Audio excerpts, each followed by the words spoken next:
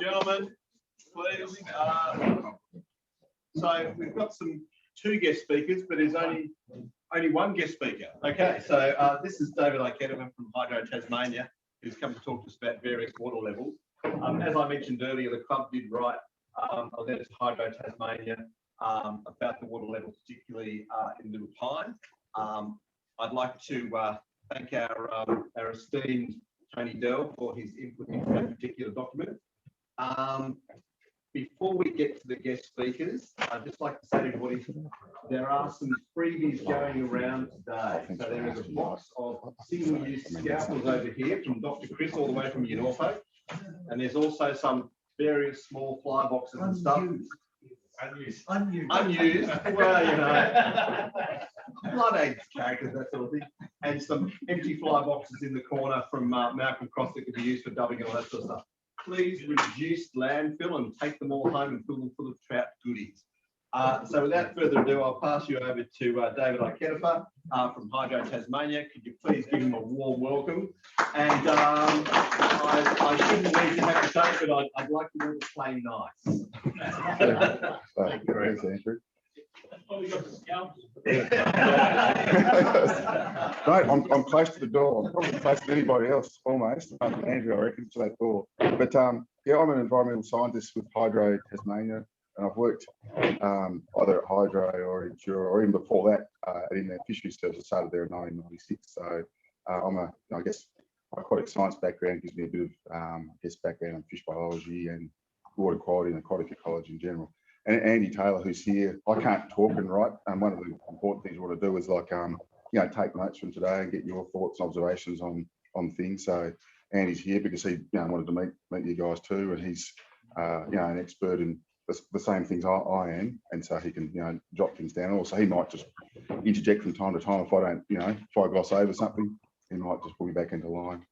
But thanks for the opportunity to talk to you today. I know there's been a lot of concern about water level management at Little Pine. Various letters have been written to ministers, and I think to do the level of concern justice, it's good to be able to come and talk to you. I guess the aim of today is obviously to listen, but also often we assume people know how we the intent behind the way we run our hydro systems, and they're pretty complex systems. Some people know more than others about how things operate, and the things that I guess really steer us and the way we operate. So the first part of this, we talking about that lake level management, and also one of the things we do in our waterways is we manage the ecology or the water quality or the ecological health of the waterways. So we'll just kind of run through a few things of note that relate to Little Pine.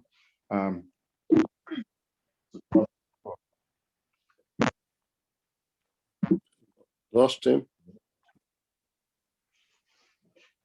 Yeah, I'm just going to change.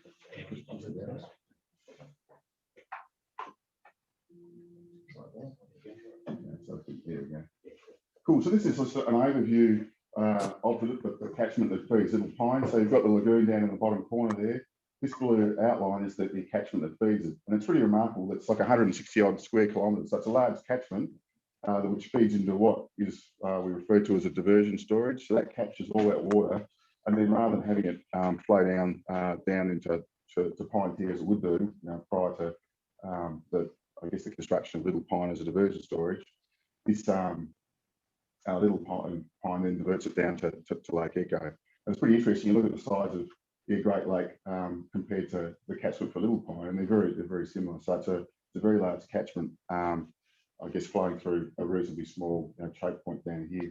So I bring it up because this is a bit of a schematic, and I was talking to Chris about this just a few minutes ago about the complexity of the Derwent system. This is only a part of the Derwent system, and what this diversion storage does is the water that comes into Little Pine, it gets diverted across to the Montpellier diversion, then down into Lake Echo, rather than going down into Pine Tier Lagoon.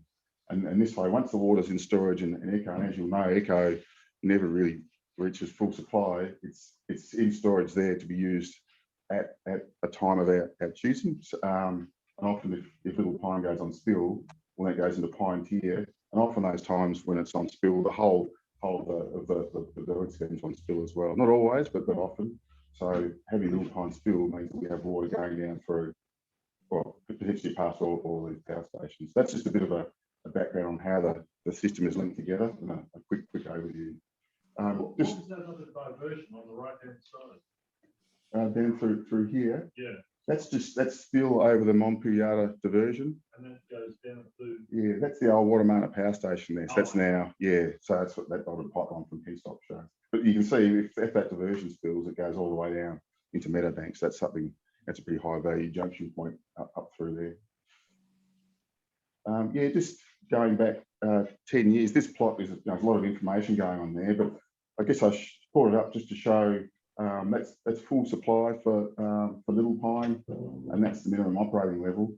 And what we have here is the green dot or the green lines are the angling season for each year.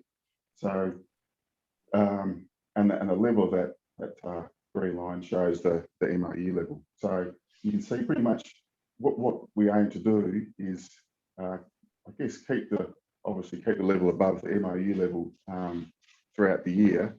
But as inflows drop off, we'll draw this storage down, ready for these inflows that come in through winter, autumn and winter. So you can see here pretty much every year we go into spill off the tail end of the angling season. But there's a lot of data there, but just goes to show you it's a really volatile storage. You've got 160 odd kilometres of catchment feeding to Little Pine, and the result is really quite frequent spills. And that's one of the factors that drives our operation.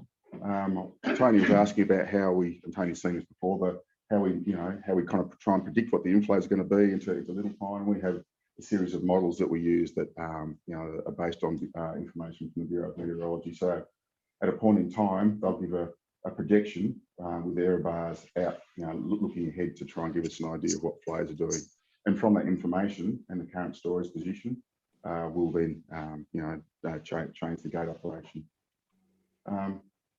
This is a bit of a messy plot.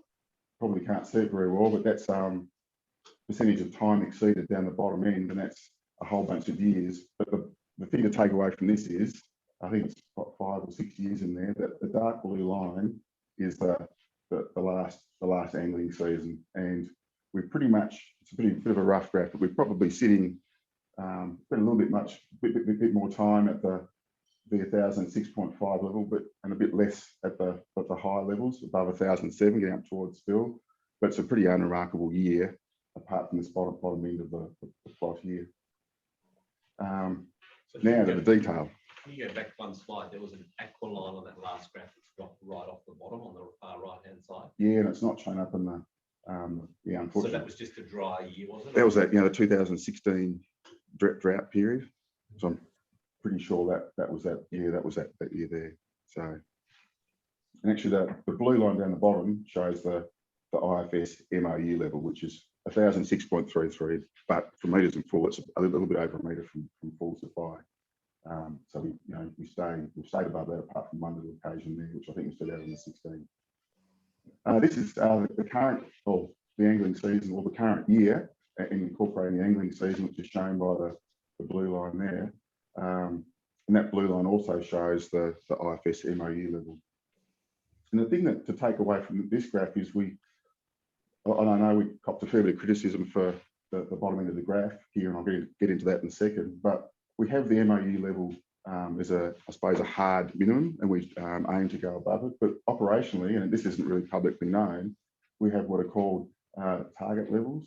So we actually aim to operate each year, driving up off the start of the angling season up towards late November, December at a higher level, sitting at about 1,006.7, which is roughly a bit more than half a metre off from full supply.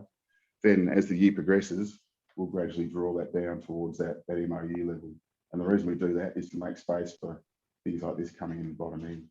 So you can see this year, while we stayed above the MOU level, we had a little bit of a dip below the target level, but that's more of an internal level. But of relevance to you, if I highlight that area there in the next plot, this is the period of March and April this year, which coincided with Easter in the Australian Fly Fishing Championship date there.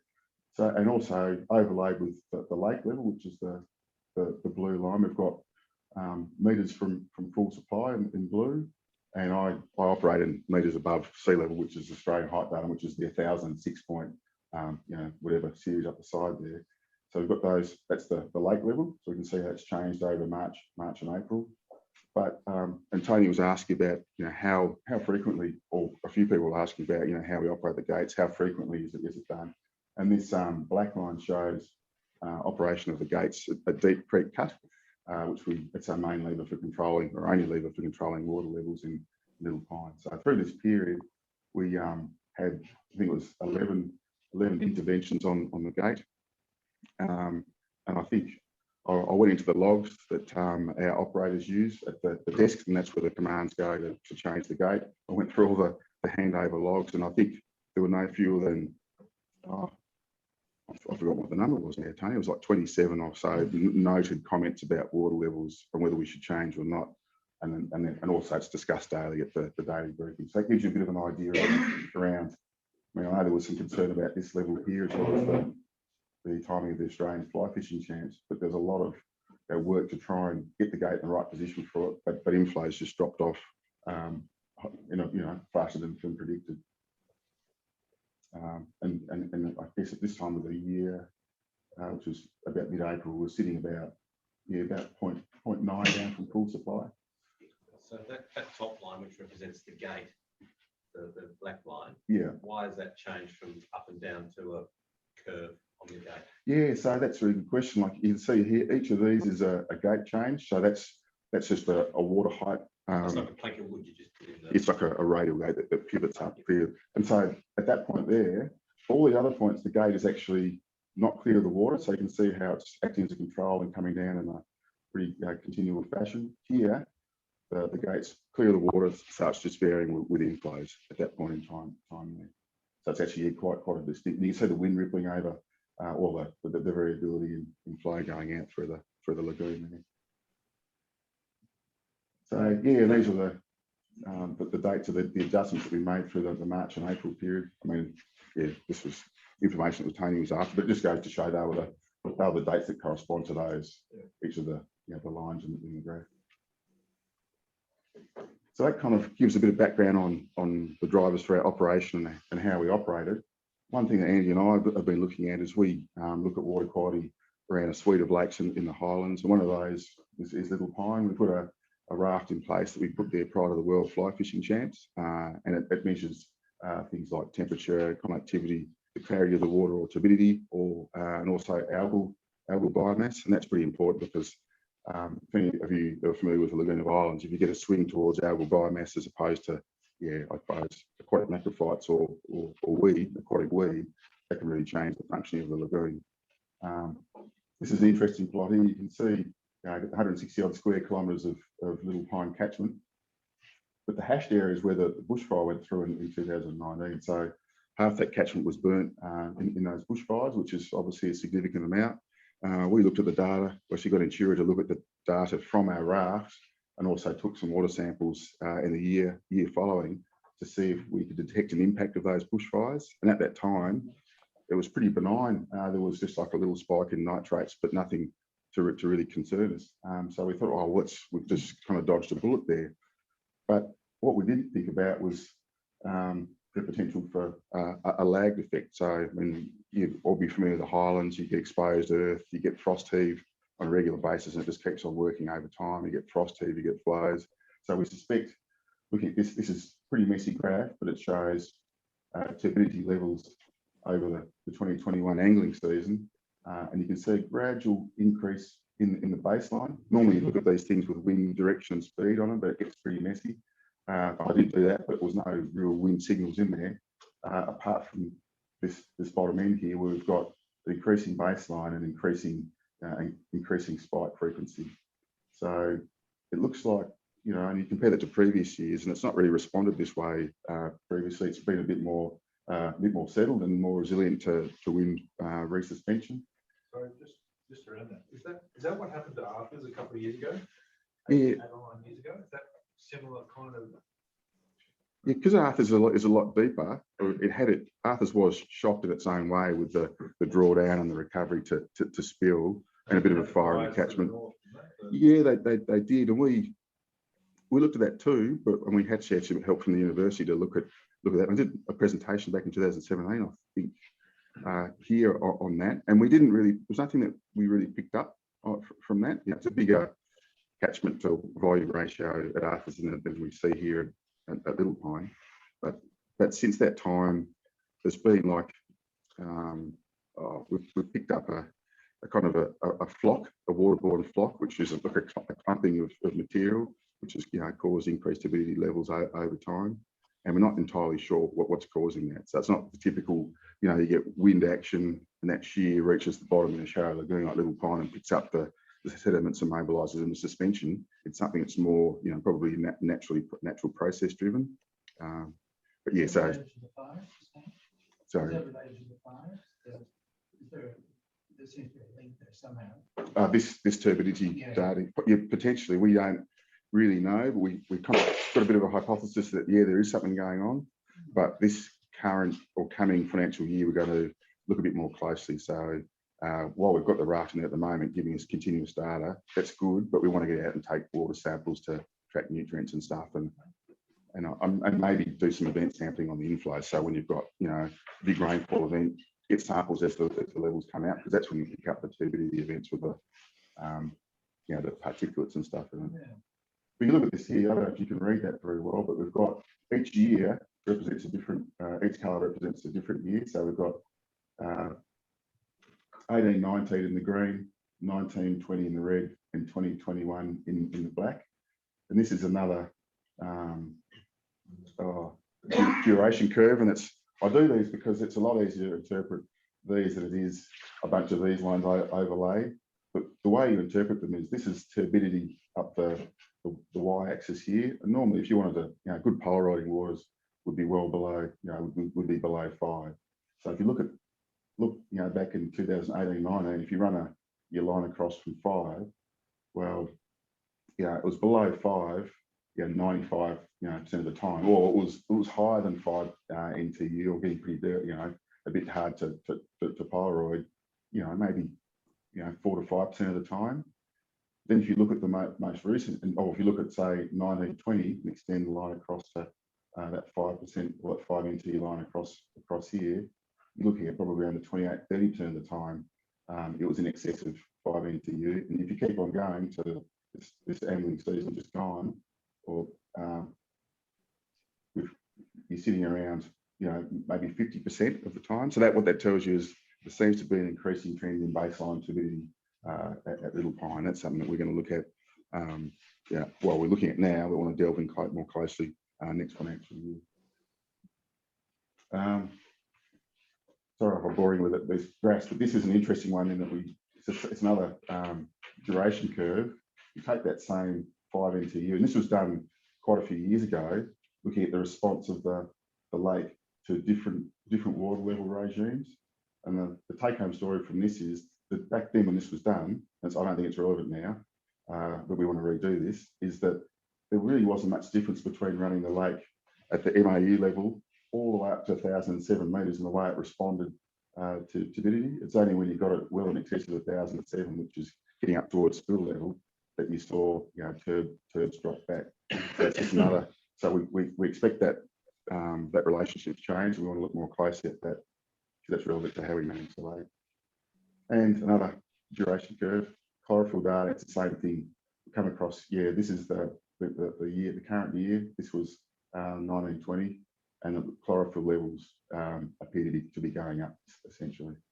And when you look at the raw data, you see like a spike in autumn. So what drives that? Where's the chlorophyll from? Is that from weed, or is that from?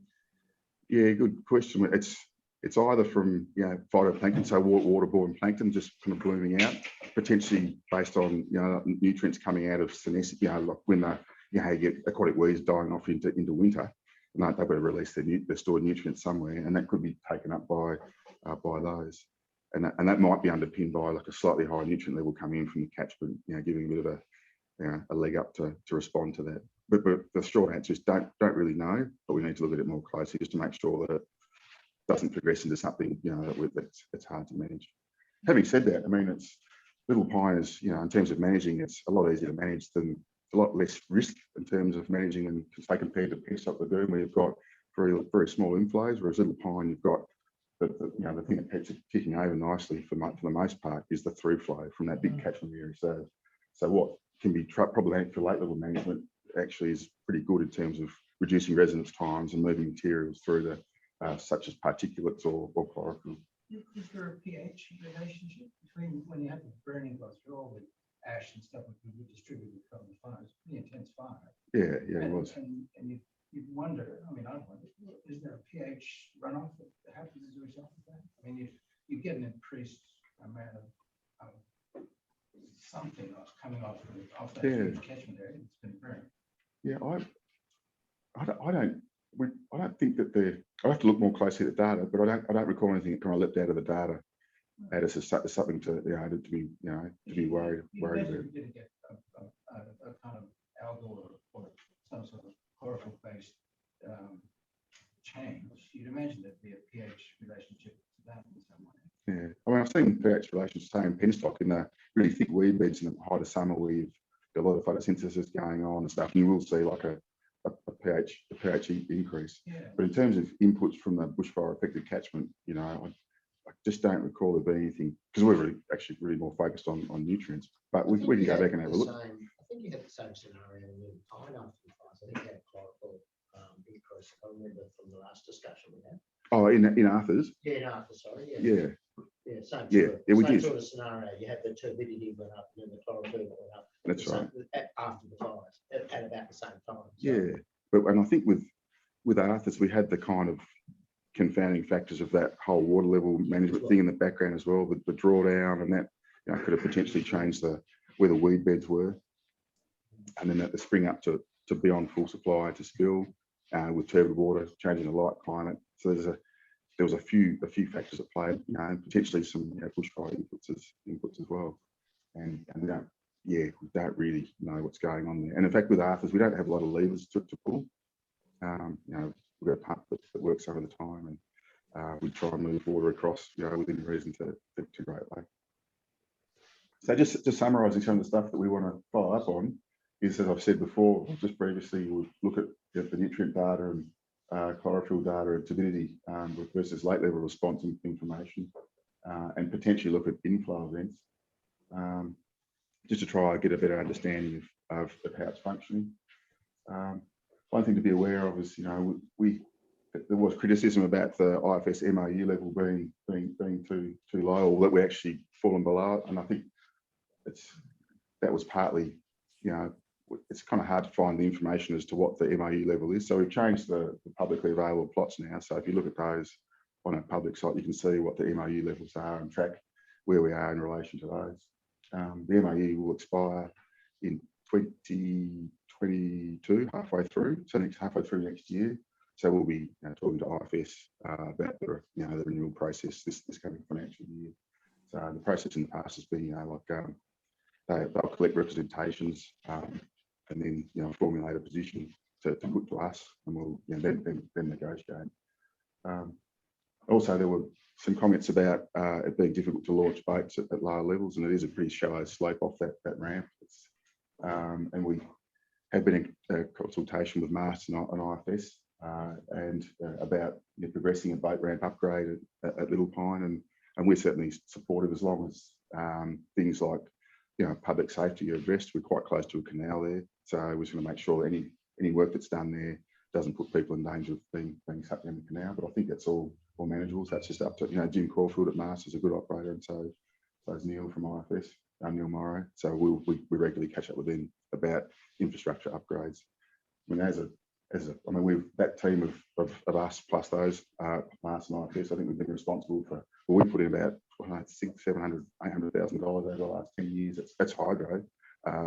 Mast has put in more for boat ramp upgrades on inland waters around Tassie. So, I mean, Mast have been fantastic in their support for inland boating, and you would have seen the results around the place. But Little Pine is one that needs to be looked at. One thing too, like there were some concerns about that we didn't respond to the Australian Fly Fishing Championships that were held in April, that we were notified to increase the water level. And normally we do respond well to those things. We just need some notice to do that.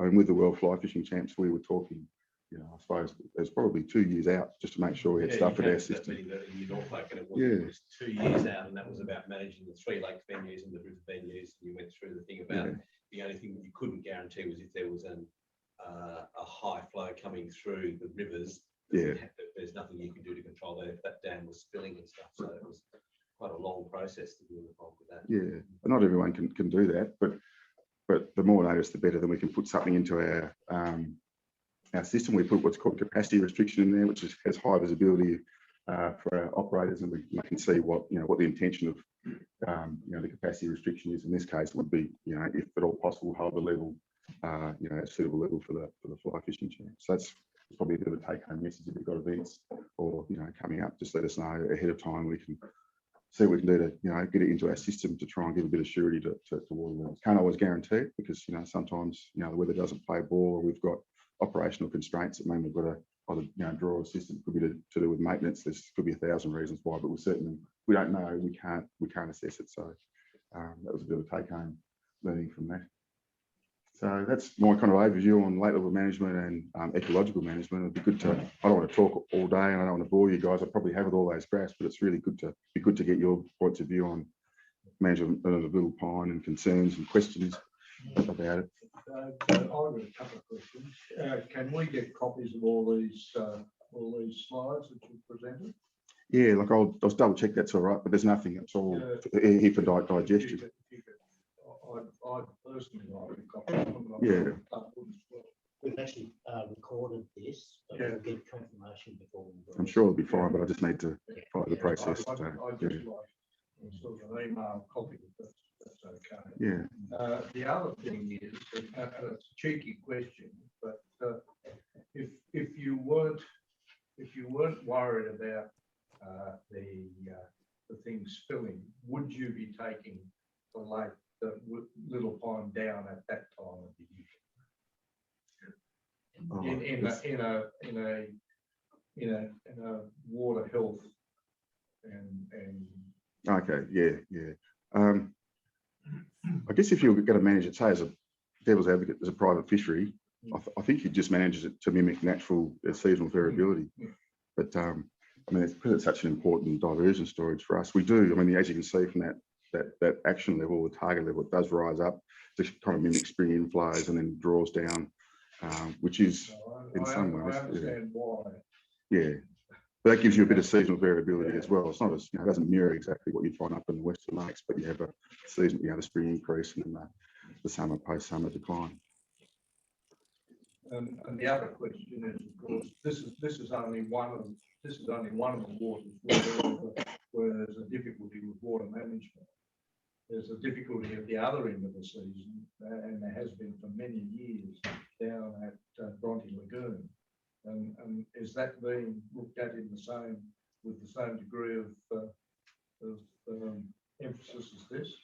Not at the moment, but it certainly has been in the past. When we've had, I suppose, people have made representations about, their concerns about then, because there is no, as you know, MOU level in August or September. It only comes into play in October. Yeah. And people get concerned. That's the problem. Yeah, and that's like it's a similar situation to here, but with Bronte, the spring inflows that come in, from I guess all the way from the Clarence pipeline up from Laughing Jack, as well as potentially Pine Tier and God forbid spill from here.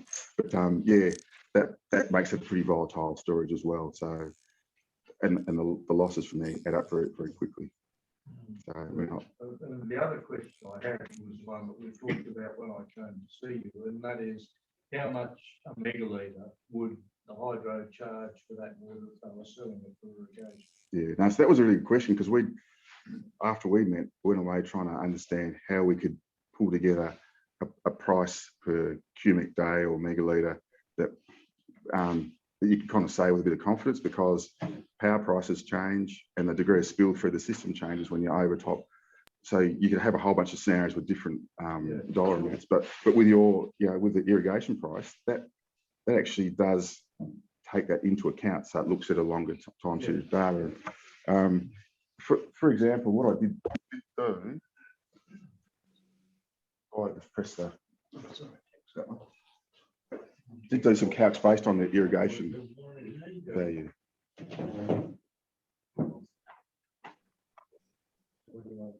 Dave, you might have to share that again. Yeah, that's right. Yeah. So with this, we talked about what would happen if you increase the MOU level by 150 millimeters or 230. That's about 0.8 meters down from full supply. So this stuff, most of this information, apart from the eco irrigation prices, a whole bunch of other prices are available on our website at that address there, so you can do some calcs yourself. So this season, we just went on to spill in June, and that spill event was greater than these volumes. So if we'd held, say for argument's sake, we'd held up 150 mils higher than we intended to over the MOU period, and we'd lost that based on $150 a megalitre, which is, the publicly available price that has a pretty consistent way of being calculated. That'd be 41,000 for that spill event. Yeah. And then, if you went up to But 423. see, I don't think logically that stacks up, because really it would only be a one-off cost if you were managing it to a new level and you were managing it actively. Then what the cost would be 273 times 150. Yeah, well, that's per spill event. So you get, that's what you lose when you hold the lake. That's the volume you lose essentially. So if you, so you're right, you lose on the first spill, and that's assuming the spill's outside of the. This is why I've been pushing this active management issue. So that's There are ways to. do you work that out, the difference between putting it down through Little Pine Lagoon through the Derwent system compared with putting it through Lake Echo? Is that the difference? Yeah, pretty much. Like it's not the same smithy? as diverting it to irrigation, is it? Yeah, there you go. No, I haven't got spies out there, just in case you worry. Yeah, so that's based on if you extracted the water for irrigation at Lake Echo and it missed out, so it missed out the rest of the Derwent system. So, and I mean that's why we didn't want to give a number, because there's so many different scenarios. You could spill at Little Pine and potentially not spill at other stations, or you can spill, which is often the case when Little Pine goes to spill, it goes all the way down. And yeah. So if it spills at Little Pine, it goes through the Derwent system, does it? Yeah, it goes over to Pine Tier, and then down through the system. But the point is that, like, often when the catchment's wet and it's spilling at Little Pine, you'll have a lot of water in the rest of the system, which is going on, going down through the system as well. So it's like another factor to take into consideration. Yeah, okay. And another thing to bear in mind with Little Pine is as it's only shallow, as it draws down, your ability to get water out decreases. So because, as you know, you launch a boat that's super shallow, and that's really constrained. So you need time to get the water out, to get that volume to take the inflows in. So while you can get that out at a fast rate, at the higher in the storage curve, as you drop down, the time just extends out, and that's why that's why we have to have that trajectory to try and draw down over time. So what is the reaction time between the water level rising and you being able to release it or remove it from that? Very interesting. And that's my question, David, Yeah, too. I couldn't. Yes. My question is that given that we have this massive catchment area, which is almost equal to Great Lake, pretty little big thing, the Little Pine Lagoon, where the gates are still manually managed. So you could have an issue take place on the Friday, and we can't get an operator up there until Monday to do anything. What are the problems being able to automate the gate on the canal?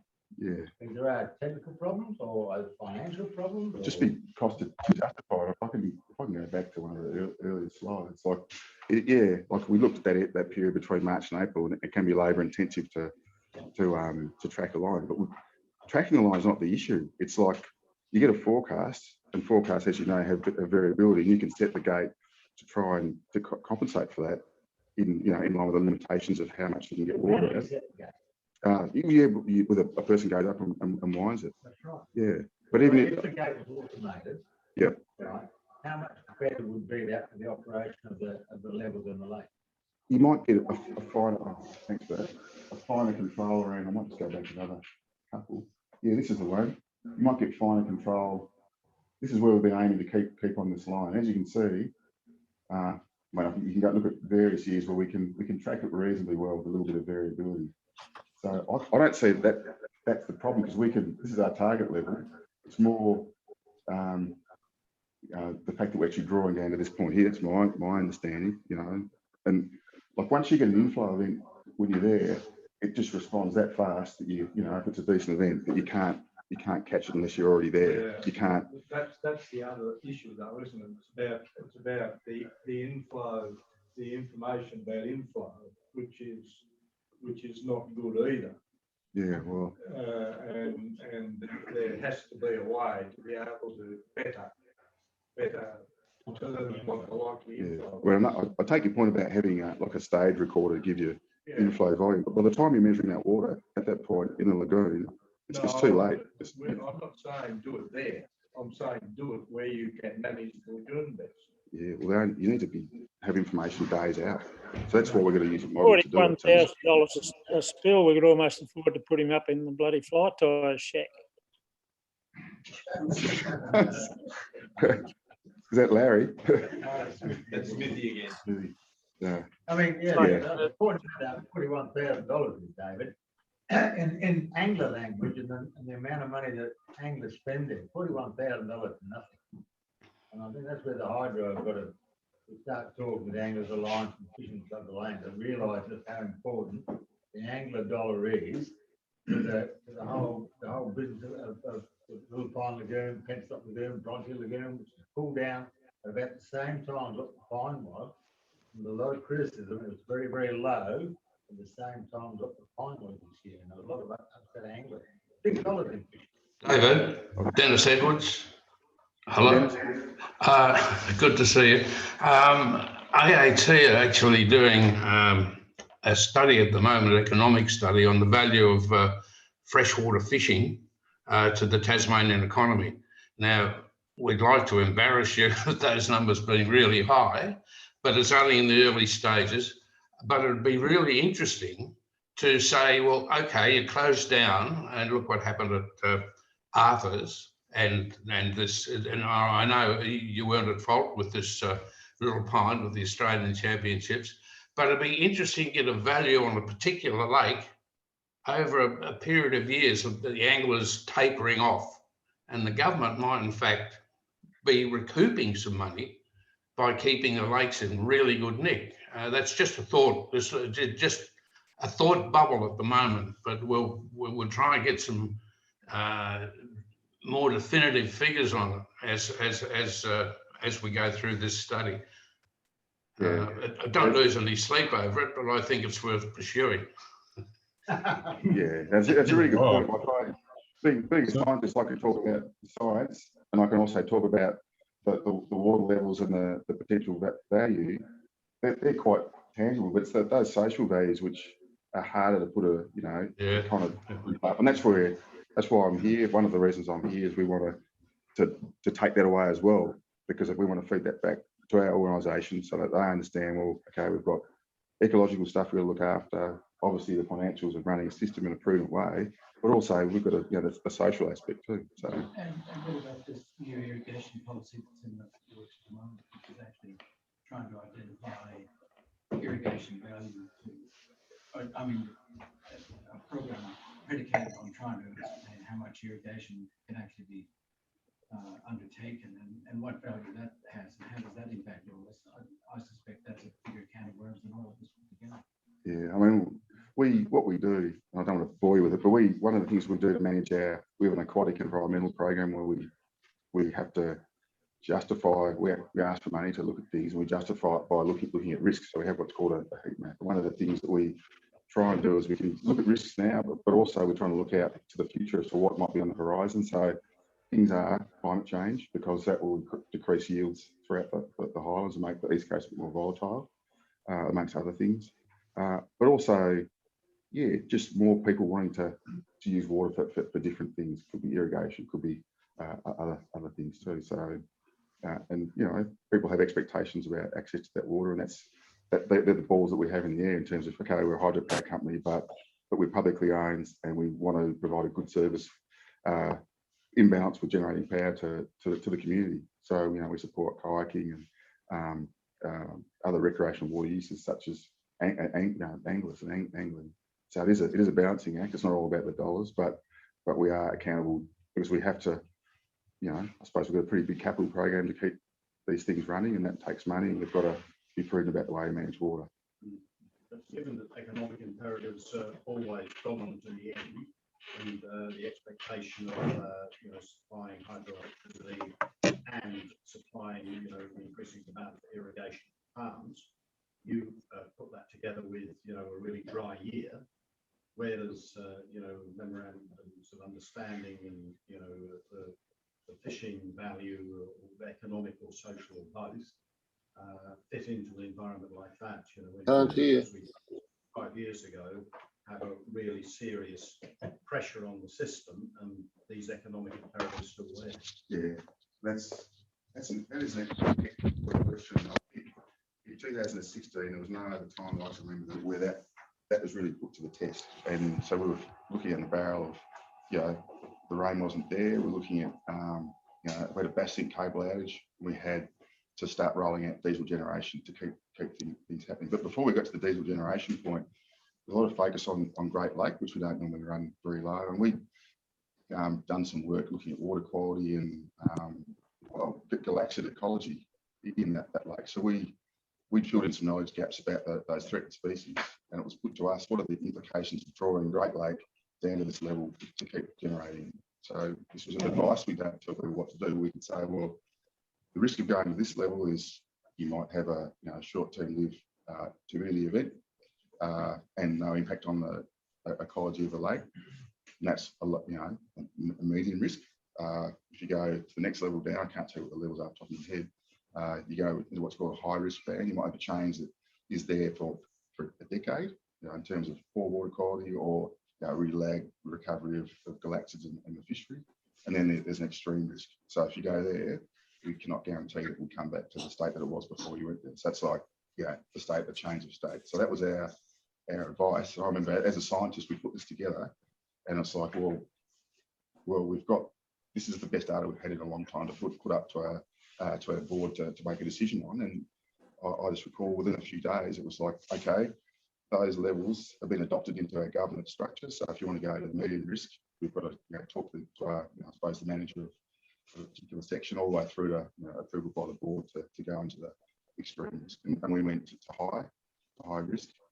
And we did a whole bunch of follow-up studies after that, looking at water quality and galactic health, which we're still doing now. Like we've got work that we've just done just earlier this, it was like in May, and we've got some programs we'll do next year as well, just looking at galactic ecology. So I guess the answer is we do have stuff. We call them environmental risk bands, and we have them for most of our key lakes where you've got really high environmental and social values, like Woods, Arthur's, Great Lake. I think we've got them for Echo and King William as well. Little Pine doesn't have them because we don't normally draw it down, you know, past that level you see there. But that's the kind of process we'll be looking at, but, you know, all that in a kind of I guess a distilled way next year, just kind of getting into the data, understanding what, you know, what if anything's going on that we might need to try and manage. But no, certainly that's the way we manage, you know, impending stresses, be it through extraction or climate change or operation. It's pretty low intensity. You mentioned one other water, Lake Augusta. I'm not talking about the last couple of years, because I know that's not been. For years, I fished Lake Augusta, and over summer, it was managed at about minus 2.8 metres over the summer period. My understanding in those days, it was actually managed manually by an officer based at Maina. Now it's managed, I understand, automatically, and it's run at minus 3.1 average over the summer period. That has dramatically changed the fishing in Lake Augusta, in my opinion, to the detriment. that few inches, well, we were 6, 9 inches of water. Lake Augusta has huge flats out along the river. They're now roughly shin deep instead of being knee deep or above. Fish obviously aren't in there. In my opinion, not being scientific though, that would increase the evaporation. So I'm only talking about the summer management, winter, different story, but the summer management seems to be set at -3.1. I'm asking why and can it be looked at? Yeah, that's an interesting one. We have an MOU with IFS for Augusta, but that's based around vehicle access to the Pillins and Julians. And I wonder whether, and that came in with the last renewal of the MOU. So I don't know the answer to your question. I wonder whether, and that's a summertime based thing. So I think it's between December, January and February that we've got an MOU to keep below. I think it's 1148. I can't remember off the top of my head, but it's to keep the level down so you can get across the river up to the Pillin and Julian. So Yeah. I wonder whether that's got something to do with it. It could well be. I mean, there used to be vehicles out there that was managed at 2.8. Yeah, okay. Yeah. I don't really know. It's ruined the fishing. It's ruined the fishing on the flats. There's hardly a fish to be seen there now. Just a thought, I mean, a lot of the fishing lakes are actually reasonably shallow tanks anyway. Probably not so critical for those other, economic values. I just wonder to what extent Hydro considers sort of maintaining them at a good level even in dry years, as against some of these larger, deeper storages which are more critical for hydroelectricity generation or irrigation. Yeah. Yeah, I mean, see, you look at Peatside, Bill Pine, Woods to a lesser extent. But often it's not, some of those things like Woods, that's just managed as essentially it's an irrigation storage because, we have an obligation to supply the Lake River irrigators. And the time it impacts, I suppose, us from a generation perspective is when we've got a release from Arthur's down to Woods to supply those obligations. But that once again, that's managed. It has environmental wristbands and it has the MOU level that sits within those. So we managed to do that. Like this year, we did actually go just dip below the MOU level.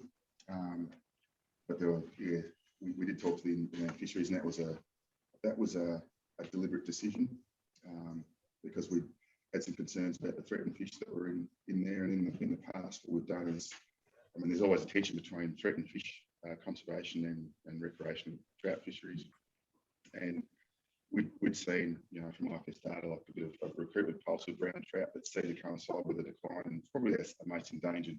It's like the Arthur's Paragalaxis fish. So we'd seen that had gone off the radar. It was rediscovered. Then the Saddle Galaxis, which is a bit more common, but they're only both found in Arthur's and Woods. That went off the radar, well, almost to very low levels. And we know the water quality is good. We've managed that back from, fished it back in the 1990s when it was turbid through to now, where you can, that was fantastic. Most of the time you can just about follow right in the right spots. So we're pretty confident the ecology side of things was right, but we were a bit reluctant to, in the past, if we get down towards our MOU level or medium environmental risk band, we'll release water from Arthur's. But that happens towards the end of the season. That means we're releasing water for the brown trout sporting period. So we can have like an artificial pulse in trout recruitment, which isn't necessarily good for the trout fishery because you get more smaller fish as opposed to well-conditioned fish. And for galaxian conservation, it can be another pressure amongst a bunch of other pressures too. So we try to what we call front load. If we have to release water, we'll release at the beginning of the season rather than at the very end. But this year we caught out with La Nina weather patterns, dumping a bunch of rain early and then kind of tailing off through autumn. So irrigation demand stayed up and inflow or catchment yields dropped off. So we're kind of caught in this pinch point. And it's like, well, we could release now, but if we do that, we might. And if we release to bring it up just above the IFS MOU level, but we know from experience we can dip into that and really not suffer much in the way of increased turbidity. But the risk was if we release at that point in time, we could underpin a pretty decent spawning event down the Lake River. So it was this conservation, versus water quality versus recreational fisheries balance. And that's the story it goes with a lot of lakes is a balance of, anything that wasn't a balancing act because we knew we had to supply irrigation water down the Lake River. You had a question before, I didn't ask you. It was just about Arthur's Lake. I wasn't here to 2017, so I apologise. I just what happened in 2008 at Arthur's, that level that it took, can that happen again? Or is there now been steps put in place that can't happen to Arthur's again? It's only really just started to come back sort of 12 years later. I'm a bit rusty on this detail, so don't quote me on this, but I'm pretty sure that the sill level for the Midlands irrigation scheme, what's put in after that, it does sit above those levels that we reached in 2008. So in some ways, that while it can be, you could argue, it could be a potential stressor on that fishery, we also have obligations to make sure we supply water down that scheme. So in some ways, we've got to risk, but also it kind of provides a bit of a damp on how low we can go. And we've got wristbands there and then MAU as well. So a few things at play. Just a final one from me, and I'll shut up. Have you had any instruction from your masters about input into the review of the MOU? I know that they're due in 22, and from our point of view, we'd like to see it done like now, so that it doesn't at the end of when the MOU comes to an end, there's nothing in place. Yeah, no, I haven't, but I was talking to our stakeholder, I hate the term stakeholder, but a stakeholder consultation manager. In the past, the MOU was me, members of our team in their fisheries. Whereas, I'll talk to our stakeholder people, a bit more people on board that can, get that process rolling. But I think the nature of that agreement is between us and IFS. So we'll be relying on them to, to collect representations and pull them together. It doesn't mean you can't give them to us, but it's more, because it's an agreement between us and them, we have to work through them. But certainly, we'll get the ball rolling because these things take time, and we want to capture, some information from, that's obviously fresh in people's minds. I think I said to you at our meeting, but my impression about how the MOU level was set last time was it was more about, rather than negotiation, more about what Hydro was prepared to do. We'd like to see that change a bit. I think in all fairness, I put that plot up where we had the MOU is just a flat one. That's all it is. Yeah. But then our internal management law. No, I understand. So I think and the reason we don't have that in the MOU is we don't want to be held to that. We do it when we can, and it's an aspirational thing, it's an intent thing. But because the MOU level, it's a compliance line. So if we breach that, we have to, there's accountabilities. But we understand well, I was going to say the value, but the value of operating above that, because it improves the amenity of the lagoon. But we want to reserve the right to move around, to take into account variability. So we might pull up a whole bunch of plots going back, for the life of the MOU that show us operating to that intent line up and down. I think this year, because of lower order inflows, this is the closest we've come to, to the MOU at the end of the season. And I think it's the tail end of the La Nina. I think it kind of coincided with, it said the weather over Easter, with people were out in the Australian fly fishing champs, so all the scrutiny on that lake at a time when we had pretty low inflows, as you can see from that data. So it's a bit of a perfect storm in a way. But the internal intention is, if we can, we operate above it. We just can't be held to it, because it costs us money if we can't bring it down. We might go. It just magnifies the issue about management of outflow, doesn't it? Yeah. We might go to one last question, I think, if that's okay with you, Dave. Yeah, that's all right. I mean, if you raise the MOU, say by 10%, 20 or 15, whatever it is, on a water like Pine or Broddy, where you don't have that big storage structure, doesn't it just mean that you're just going to be opening the gates a few more times, maybe, to keep and so if that was, something that could be done easy, then, that would solve a lot of problems in terms of Pine anyway. Yeah, no, I see your point, and the issue there is just the ability to get water out. We've kind of got, it's like having when you pull the plug on the bath, it just takes a while for it to go out, and the plug's pretty small on Little Pine. So if we have to have it at a low level ahead of time when we get into the season. I understand that. But the level was, if your target was at that level, then you just pull the plug a bit earlier as well. Yeah, it just pushes our lead time out further. Probably beyond that, the roots of that model. But certainly it's something I can ask. I mean, it's not a lot of water we're talking about combined. When you think in terms of the boat ramp and just getting that level a little bit lower than what it got to. Maybe the NOA, the NIU is too low. Which I understand that can be reviewed at this next review. Yeah, no, because we're talking, hold it up here, 150 to 200 mils doesn't look like much, but when, in terms of volume and the time it takes to get it out through the structures that we have, it becomes a time equation rather than even us, and it's marginal in terms of floating the boat off the trailer. I mean, it makes a difference, but it's not like you're going from ankle deep to neck deep in water. So I take your point. Very good. Oh, okay, one quick one, Mike. Are there any endangered glacier pine that we can visit? Well, no, because you've got some up, in Augusta. Augusta. Translate a few in there. Okay, well, thank you very much, Dave and Andy. As always, this is undeclared income on behalf of Hydro Tas Club. You've done very well, and the club appreciates you coming along, and I think that deserves a round of applause from everybody.